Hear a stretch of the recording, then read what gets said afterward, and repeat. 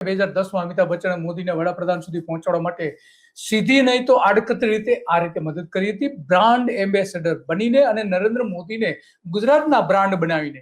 મોદી પોતાનું બ્રાન્ડિંગ કરવા માટે તો જાણીતા છે જ, આપણે બધા જાણીએ છીએ. બીજી વખત મુખ્યપ્રધાન બન્યા ત્યારે એમણે મનોમન નક્કી કરી લીધું હોવાના ઘણા બધા તારણો નીકળે છે કે વડાપ્રધાન બનવું છે અને વડાપ્રધાન બનવા માટે શું કરવું છે. એના અનેક પ્લાન એની પાસે હતા. એમાંનો એક જે પ્લાન હતો એ આમ તો ત્યારે કદાચ જયનારાયણ વ્યાસ જ્યારે પ્રવાસન પ્રધાન હતા એમને ખ્યાલ નહીં હોય કે આ વડાપ્રધાન બનવા માટેનો પ્લાન છે. એમણે નરેન્દ્ર મોદીને જબરજસ્ત આઈડિયા આપ્યા કે આખા દેશમાં આપણે ગુજરાતને પ્રવાસન ઉદ્યોગ વિકસાવવા માટે જબરજસ્ત જાહેરાતોની કેમ્પેઇન કરવું જોઈએ. અને એમાં અમિતાભ બચ્ચનની શોધ થઈ. અમિતાભ બચ્ચને તૈયારી બતાવી અને એમણે જાહેર કર્યું કે હું એક પણ પૈસો નહીં લઉં.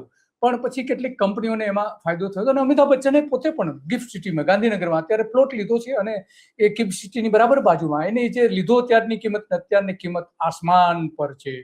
તો ફાયદો તો મેળવ્યો છે એમણે, ભલે જાહેરાત ન કરી.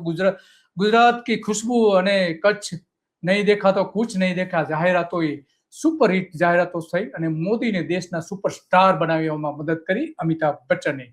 મોદીને સીધા નાણાં તો ન લીધા પણ માર્કેટિંગ એજન્સી જે ગિફ્ટ સિટી અને આ રીતે એમને માર્ગ પણ લીધો.